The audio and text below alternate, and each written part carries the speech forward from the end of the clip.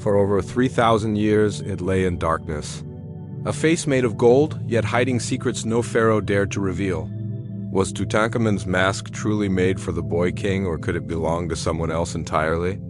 Tonight, we uncover the truth behind Egypt's most mysterious treasure. Welcome to a journey through time, deep into the tomb of Egypt's most famous ruler, Tutankhamun.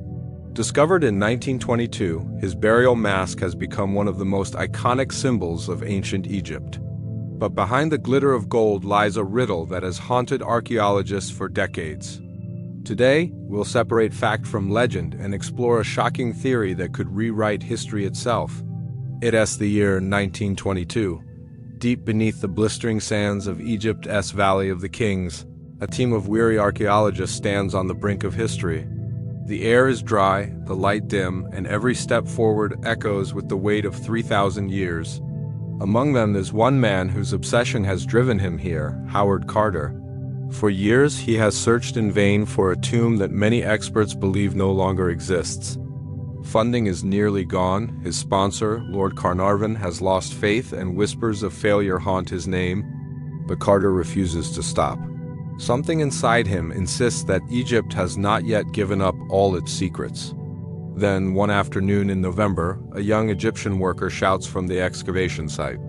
He has found something, the top of a step carved into bedrock. The team rushes forward. As the sand is brushed away, more steps emerge, leading downward into darkness. Carter's pulse races. Could this be it? Could this staircase lead to the tomb of the missing pharaoh, the child king Tutankhamun? For days they dig, revealing a sealed doorway marked with ancient symbols. The seal bears the name Tutankhamun, a ruler barely remembered in Egyptian records. Carter knows immediately this could be the find of a lifetime. With trembling hands, he clears the last bit of rubble, exposing the entrance to what seems to be an untouched tomb. Unlike the others in the valley that had long been plundered by tomb robbers, this one appears intact. The seals are unbroken, the threshold undisturbed. Carter sends a message to Lord Carnarvon in England. At last have made wonderful discovery in valley. A magnificent tomb with seals intact. Days later, Carnarvon arrives in Egypt, and together they stand before the sealed entrance. The tension is electric. By candlelight, Carter carefully chisels a small hole in the doorway and peers inside. His eyes adjust slowly to the dim light flickering through the crack. Carnarvon, his voice barely a whisper, asks, "Can you see anything?" Carter replies, his voice quivering with awe, "Yes. Wonderful things." That moment would change the course of archaeology forever. As they enter the outer chamber, their lanterns illuminate a dazzling chaos of gold, ivory, ebony, and jewels.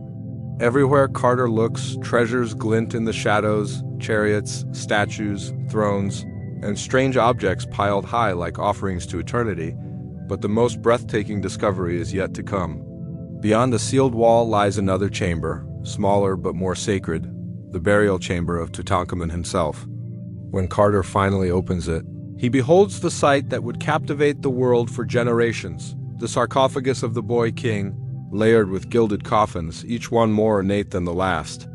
And inside the final coffin, resting upon the fragile mummy's face, gleams the most iconic artifact in human history, the golden funerary mask of Tutankhamun.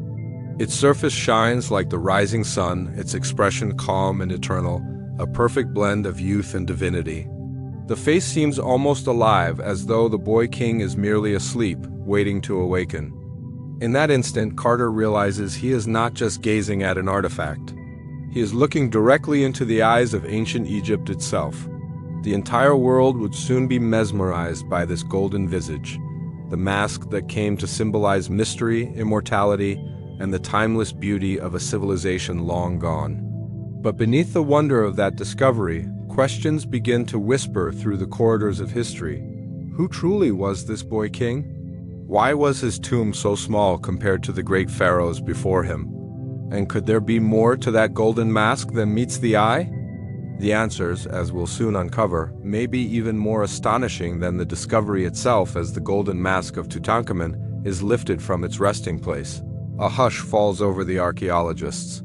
The room glows with the reflected shimmer of ancient gold, and for a moment it feels as though time itself has stopped. Every inch of the mask tells a story not just of beauty and craftsmanship, but of divine power, spiritual belief, and the sacred bond between a ruler and the gods. The mask, weighing over 10 kilograms of solid gold, was more than an ornament. To the ancient Egyptians, gold was no ordinary metal. It was the flesh of the gods, radiant and incorruptible. They believed that by encasing the face of the pharaoh in gold, they were ensuring his eternal life among the divine. Tutankhamun's mask wasn't just designed to preserve his likeness. It was crafted to transform him into a living god, a being reborn in the afterlife. Look closely, and the artistry reveals an extraordinary level of precision. The surface is smooth and flawless, as though molded by light itself. His eyes, made from obsidian and quartz, seem to follow you, calm yet commanding. The deep blue lines of the eyebrows and eyeliner are made from lapis lazuli, a gemstone so rare and sacred that only royalty and deities were worthy of wearing it. The blue symbolizes the heavens, eternity, and divine protection. It was believed that by framing his eyes with the color of the sky, the young king could forever gaze into the realm of the gods. The Nenes headdress that frames his face is another masterpiece of symbolism. Striped with alternating bands of deep blue glass and gold, it represents the duality of life and death, day and night, earth and sky, the balance that maintained cosmic order in Egyptian belief. At the center of the forehead rest two sacred creatures, the uraeus cobra and the vulture, symbols of Lower and Upper Egypt. Together, they declare the pharaoh as ruler of both realms, the unifier of the land, protected by the serpent goddess Wajet and the vulture goddess Nikbet. Even the materials chosen for this mask were not random. Each gemstone, each metal, each pigment was selected with a spiritual purpose. The inlays of carnelian and turquoise symbolized energy and rebirth. The faint reddish hue of the lips was said to breathe life into the image.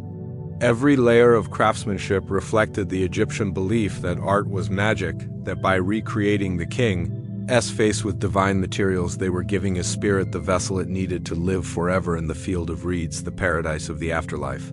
Behind the elegance of the design, however, lies a sense of urgency. Experts believe the mask was crafted in haste, its perfection achieved under pressure. The delicate hammering, the inlay work, the polish, all completed with unmatched skill. Yet there are signs of subtle adjustments, as if the artisans were racing against time. Perhaps Tutankhamun's sudden death caught the royal workshops off guard, forcing them to create his funerary treasures faster than tradition allowed. The mask, despite its flawless beauty, might bear silent traces of that hurried devotion, a masterpiece born out of both reverence and desperation. To the priests who oversaw his burial, this mask was more than art. It was a sacred device. They chanted spells from the Book of the Dead as it was placed over the mummy's face, invoking protection from evil spirits and guidance through the treacherous journey of the afterlife. The mask's serene expression was no accident. It mirrored the calm, eternal composure of Osiris, the god of resurrection, whom every pharaoh was destined to become. Tutankhamun, the boy who ruled for only a short time, would now live eternally as a god among gods. And yet, as scholars began to study the mask centuries later, they noticed something peculiar, tiny details that seemed inconsistent with Tutankhamun's other portraits. The proportions of the face, the subtle curve of the chin, even the pierced ears, all hints that the mask might not have been made solely for him. What if this divine masterpiece had once belonged to someone else? What if behind this flawless craftsmanship lies a hidden identity, one that could change everything we know about Egypt's most famous treasure? As the archaeologists gently turned Tutankhamun's mask to study its reverse side, they expected to find smooth gold, flawless and plain. But what they discovered instead was something far more intriguing. Etched delicately into the surface of the metal were lines of ancient hieroglyphs, almost invisible unless caught in just the right light. These inscriptions were not decorative, they were sacred. Each symbol carried the weight of thousands of years of belief, prayers meant to protect the soul of a king as he journeyed through the perilous path of the afterlife. These inscriptions were drawn directly from the Book of the Dead, the ancient Egyptian collection of spells, designed to guide the deceased through the underworld. The text promised protection, resurrection, and transformation. Among the hieroglyphs are invocations to the gods, calling upon them to shield Tutankhamun's spirit from harm, to open the gates of heaven, and to grant him eternal life in the fields of paradise. Each line was carefully carved by a royal scribe, his hand steady, his words carrying divine purpose. But when researchers examined the inscriptions more closely, they noticed something unsettling, something that didn't fit. Some of the hieroglyphs appeared altered, as though parts of the original text had been deliberately changed or erased. Certain cartouches, the oval shapes that enclosed royal names, seemed to bear faint traces of earlier markings beneath them. It was as if another name had once been inscribed there, and then carefully replaced with the name Tutankhamun. This discovery sparked an entirely new mystery. Why would anyone alter a funerary inscription on a royal mask? The Egyptians believed these words had real, magical power. Changing them would have been considered dangerous, even sacrilegious. Yet the evidence was right there, hidden in plain sight. Microscopic analysis revealed that the gold surface beneath the name Tutankhamun had subtle differences in texture and oxidation, suggesting that the engraving had been modified after the mask's initial creation. Scholars began to suspect that the mask might not have been originally made for Tutankhamun at all. Perhaps it had been crafted for another ruler, someone older, someone of higher status, and only later adapted for the boy king's burial. The altered inscription suddenly seemed less like a small correction and more like part of a royal cover-up. Could it be that this mask, the most iconic relic in all of Egypt, had once borne the name of another royal figure entirely? The hieroglyphs themselves offered more clues. Among the protective spells, one line references the beloved of Amun, a title often associated with female royalty, particularly Nefertiti, the legendary queen and stepmother of Tutankhamun. The possibility that these inscriptions were originally written for her changed everything.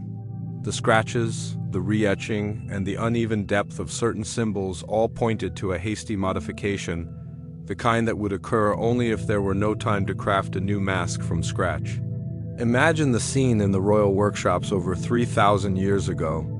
The young pharaoh has died unexpectedly, his death shrouded in uncertainty. Priests and craftsmen are summoned urgently. Time is running out. The king must be buried within days to fulfill sacred tradition. In the chaos, they take an existing funerary mask, one possibly meant for a queen, and begin the delicate process of transformation. The name is changed, the spells slightly adjusted, the features retouched to resemble a male ruler. The goal is simple: to prepare a royal mask worthy of a pharaoh before the tomb is sealed forever. Every stroke of the chisel, every faintly altered symbol tells that story, a story of reverence mixed with desperation. The inscriptions, meant to be eternal, became a quiet record of human imperfection, a sign that even the most divine relics carry traces of mortal hands and hurried decisions. These subtle changes remained hidden for millennia, invisible beneath the brilliance of gold, until modern technology peeled back the layers of time. What once seemed a flawless symbol of royal perfection now revealed whispers of another identity beneath the surface. And if those faint hieroglyphs truly belonged to someone else, it raises an astonishing question: whose face was meant to rest beneath this mask before it became Tutankhamun's for decades? Tutankhamun's golden mask was celebrated as the perfect image of Egypt's boy king, a flawless symbol of royalty, divinity, and immortality. But as science advanced, researchers began to look closer. What they found beneath the surface would shake the foundations of everything we thought we knew about this ancient masterpiece. The mask, once believed to be a singular creation crafted for a young pharaoh, began to reveal clues that something wasn't right. Clues written not in hieroglyphs this time, but in the very structure of the gold itself. The first signs came during detailed restorations and 3D scans conducted by Egyptologists and material scientists.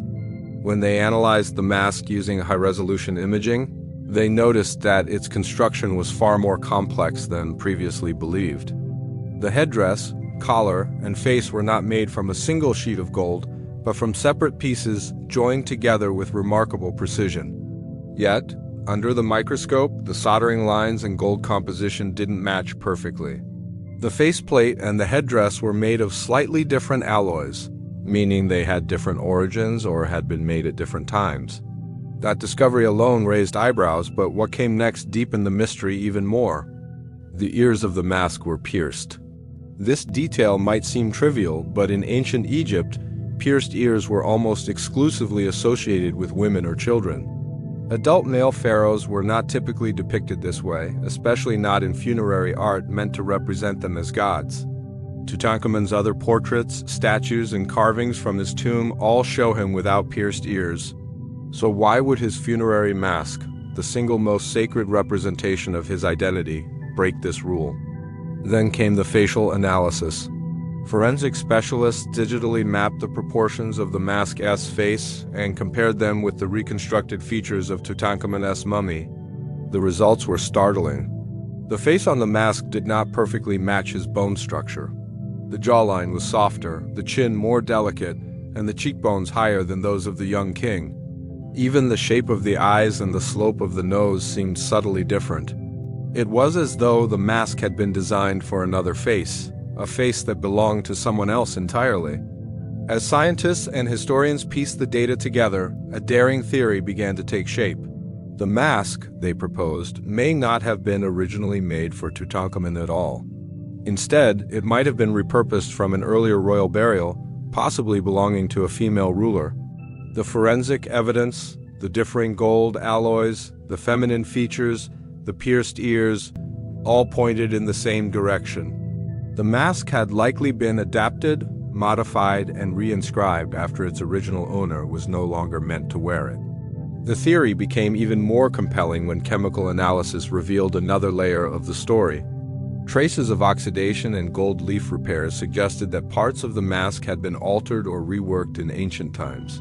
These modifications weren't random. They followed the contours of the mask's surface, particularly around the headdress and the inlaid eyebrows, as if ancient artisans had adjusted its shape and features. The alterations were expertly done, but the science could still detect their presence thousands of years later. Archaeologists began to imagine the urgency of the moment. Tutankhamun had died suddenly, perhaps without a fully prepared burial set. His death may have taken the royal workshops by surprise. To honor tradition, he had to be buried quickly, with every sacred item in place. In their haste, the artisans might have taken an unused funerary mask, possibly one crafted for a queen or another royal figure, and modified it to fit the young king's likeness. Every microscopic detail of the mask tells that story: the mismatched alloys, the faint traces of reworking, the feminine facial proportions that hint at another identity hidden beneath. The forensic evidence doesn't just challenge what we thought we knew, it opens the door to a far deeper mystery. A mystery suggesting that Egypt's most famous treasure may not only conceal the face of a forgotten king, but also the ghost of another royal soul whose identity was erased and replaced in a desperate moment of hysteria surrounding Tutankhamun's mask. One stands above the rest, a theory that links this golden face not to the boy king at all, but to one of the most powerful and enigmatic women in all of ancient Egypt, Queen Nefertiti. Her name evokes beauty, mystery, and power. She was the great royal wife of Pharaoh Akhenaten, the woman whose image defined the Amarna period, and perhaps the most famous queen of the ancient world. Yet, just as suddenly as she appeared in the historical record, she vanished. Her tomb was never found, her mummy never identified, and her final years remain lost to time. Could the golden mask that now bears Tutankhamun's name once have belonged to her? The theory began to take shape when experts compared the mask's delicate features to known depictions of Nefertiti. The similarities were uncanny. The refined cheekbones, the elegant jawline, the slightly upturned lips, all mirrored the queen's likeness found in her iconic limestone bust discovered in Amarna. Even the elongated eyes and subtle arch of the eyebrows seemed distinctly feminine. It was as though the mask itself still carried her image beneath the modifications that turned it into Tutankhamun's. But it wasn't just appearance that connected the mask to Nefertiti.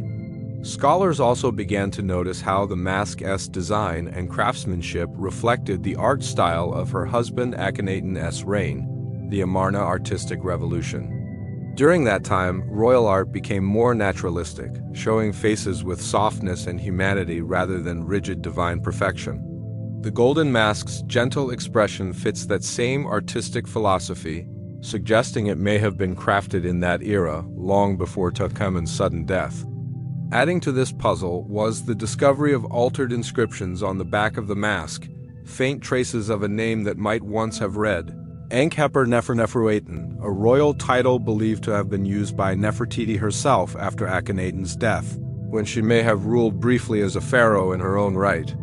If true, it means that the mask was originally commissioned for her burial, not for a young boy king.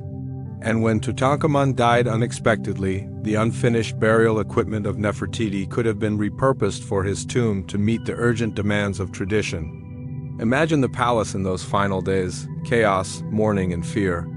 The young king had died without warning, and the priests were desperate to ensure his passage to the afterlife. The royal workshops would have been in a frenzy, gathering every object needed for his burial.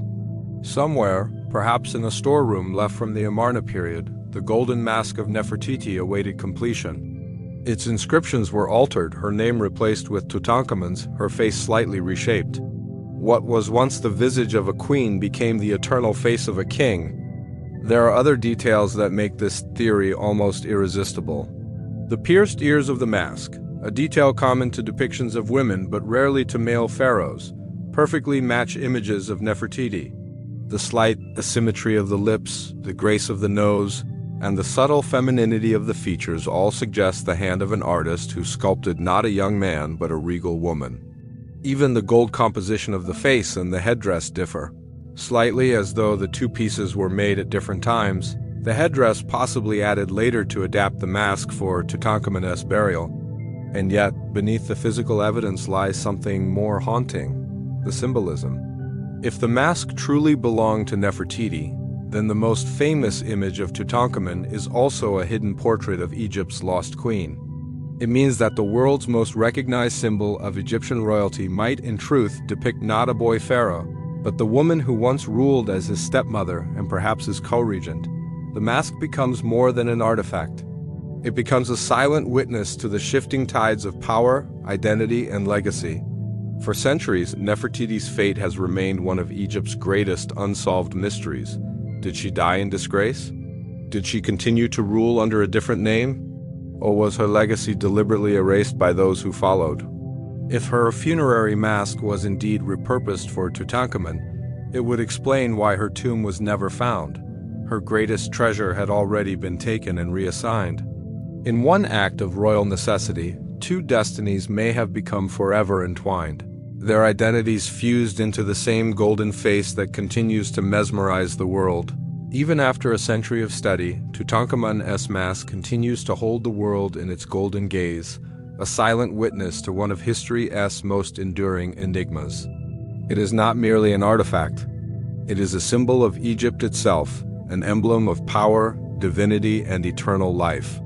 Yet behind the beauty and brilliance, behind the flawless craftsmanship and godlike calm of its expression, lies a story still shrouded in uncertainty. Every time experts believe they've uncovered its final secret, new questions emerge, pulling us deeper into the labyrinth of ancient history.